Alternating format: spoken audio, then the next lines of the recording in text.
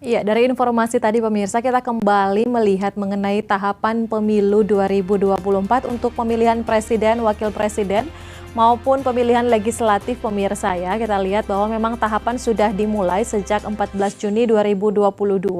Kita lihat di mana untuk perencanaan program dan anggaran serta penyusunan peraturan pelaksanaan penyelenggaraan pemilu. Tahapan ini berlangsung dari Selasa 14 Juni 2024 hingga Jumat 14 Juni 2024 pemirsa ya. Jadi dimulai dengan perencanaan program dan anggaran. Berikutnya kita lihat pemutakhiran data pemilih dan penyusunan daftar pemilih. Ini jadi salah satu yang penting juga pemirsa, karena seperti kita tahu ya, untuk data pemilih ini betapa pentingnya, di mana harus selalu dimutakhirkan. Kalau ada pemilih yang sudah meninggal dunia tentunya harus dikeluarkan dari daftar pemilih.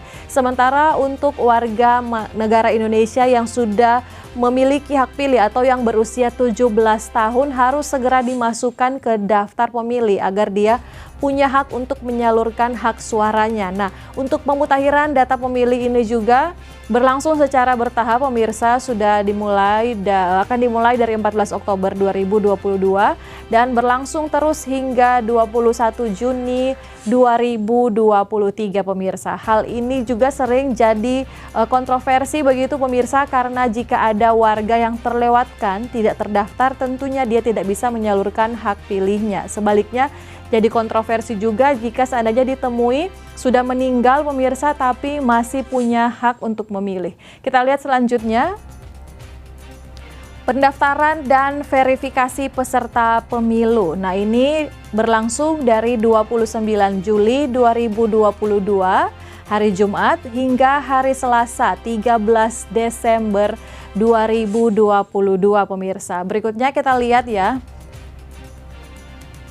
Penetapan peserta pemilu. Nah, untuk penetapan ini jika sudah ditetapkan kita tentunya akan mengetahui siapa sih calon presiden dan wakil presiden yang akan bertarung nanti pemirsa di 2024. Nah, itu paling cepat kita akan mengetahuinya di Rabu 14 Desember 2022. Lalu apa saja tahapan-tahapan yang lain pemirsa? Kita akan membahasnya usai jeda. Tetap bersama kami di Kawanua Info.